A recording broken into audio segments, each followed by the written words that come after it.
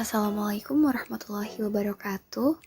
Hello everyone, my name is Kansana Salsabila, my student number 73, and my friend Alvina Nurullah Sajidah, student number 65. We will make a video podcast Q&A about classification of consonants. I am going to start a podcast with Alvina. Welcome to the Q&A podcast about phonetic cars. Good afternoon, Alvina. How are you? Oh, I'm fine. Finally, we can discuss together here. We haven't seen each other since Corona, right? Right, Finn, we have not. I've met since COVID-19. May we always be give health. We will start a discussion about classification of consonants. Explain what you think of the consonants, Finn. Right. I hope we can meet again soon. I only know a little bit about consonant, so I think that a consonant is a speech sound that is articulate with complete or partial closure of the vocal thread. Please correct me if it is wrong, Kansa. Do you think if I'm right? I think it's correct. Do you have any opinion about what is consonant, or let me know anything you know about consonant? I think a consonant will not sound if there are no vowels. By the way, have you ever heard about classifying consonant? I've heard the classification of consonants.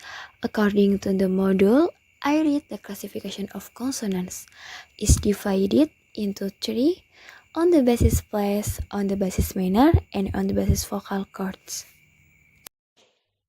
Yes, that is it. Do you know what the place of obstruction? And please give me an example about it. You know that sometimes I forget about apart from classification of consonant. According to the module that I read like this, Alvina, on the basis of place of abstraction, type of consonants are defined by at least two articulator that are used. The two articulator coming closer or getting in touch to each other to interrupt the airflow. For example, the lower lip and the upper lip or two lips are preset, or they can be the back of the tongue in touch with the soft palate.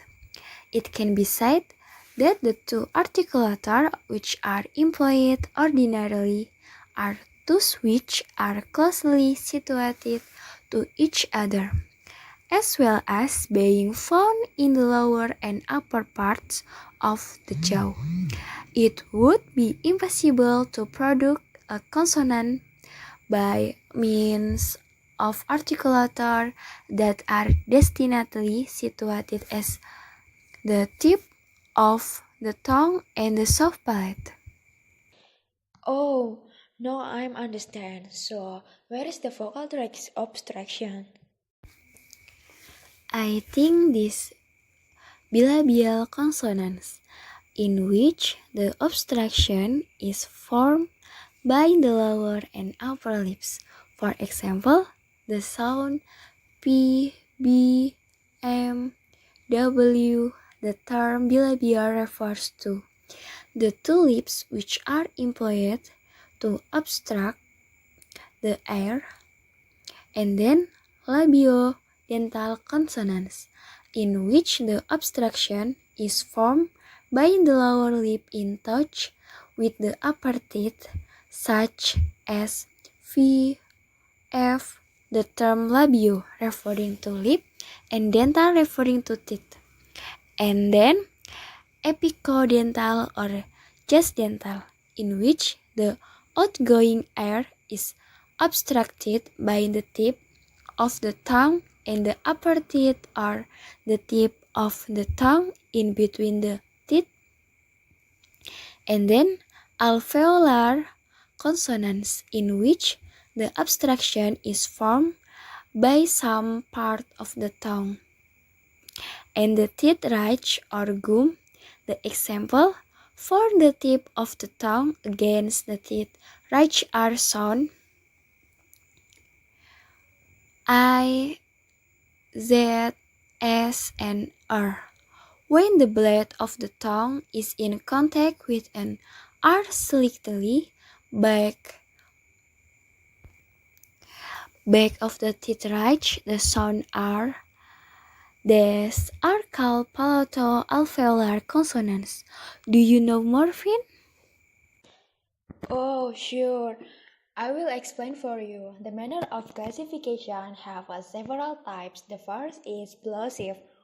When the airflow is stopped, pressure puts up in the vocal tract and then is released in a burst of air when we release the obstruction. English has sounds p, p, t, t, k, and k. And the second is fricative. Instead of blocking airflow completely, it is possible to hold the articulators close together and allow air to flow turbulently through the small space. Sounds with this kind of turbulence are called fricative. English has sounds f, v, t, th, s, z, s, sh, and h. And the third is it is the same as a plosive in that there is a complete obstruction somewhere along the speech tract at the beginning, but then this closure is gradually released so that the plosive sound is immediately followed by a frictional sound. The examples for English fricative is th and t, and also it is possible to obstruct the airflow in the mouth but allow air to flow through the nasal cavity. English has three nasal sounds, that is mm, mm, mm, and because airflow is blocked in the mouth for this, they are sometimes called nasal stops, in contrast to the plosives, which are oral stops. You got it about it, Kansa? And then, can you tell me about the third others? I'm just forget.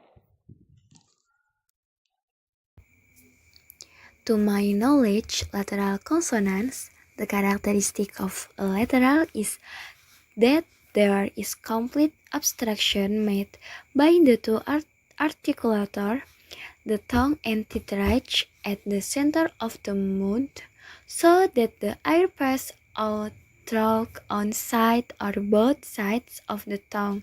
The nasal cavity is caused by raising the soft palate. The lateral consonants is I and V semivowels or glide consonants. These consonants have been called some semivowels, but the more modern term is approximant. As mentioned by some phoneticians, the way of producing semivowels is the same as that of producing vowels, but the function of consonants, in short, they are phonetical like vowels but phonological like consonants. The sounds G and W belong to semivowels. From the phonetic point of view, the articulation of G is practical the same as that of producing vowels I, but is very short, then glide into another sound such as in young. In the same sound, W is closely similar to U, then glide into vowel E in the word wet or into I in the word will, but they will be used as consonants. The consonants R is also important to discuss, since there are considerable difference in its articulation found in different accents of English so as to British style and American style, but the articulation of the sound that can be recommended for the foreign learners of English is that the sounds tends to be an approximation. The important things about the articulation of R is that the tip of the tongue approaches the alveolar are in approximately the way it would make for T or D, but never actually makes contact with any part of the roof of the mouth. That is why it call it an alveolar approximation. I know that the vocal cords consist of two cartilages or two thick flaps of muscle, rather like a pair of lips. When the edges of vocal cords are touching each other or nearly touching, the air passing through the glottis will usually cause vibration.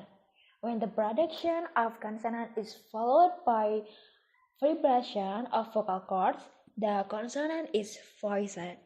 When it is not accompanied by the vibration of vocal cords, it is said to be voiceless. There is one more question for you about the vocal cords in consonants classification. What do you know about the vocal cords? And then, can you give me an example from vocal cords? Oh, sure, I will give an example for you. There is example from voiceless and voice. The first I want give an example from voiceless.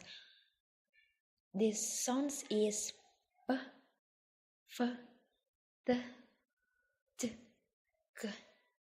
And the second is the example from voiced. The sounds is p, f, d, and um, and that is the example from me. So that's enough from me and Kansa about our podcast, the classification of consonant. I hope you enjoy our podcast and I hope we will be better to our next podcast. Thank you for watching and see you.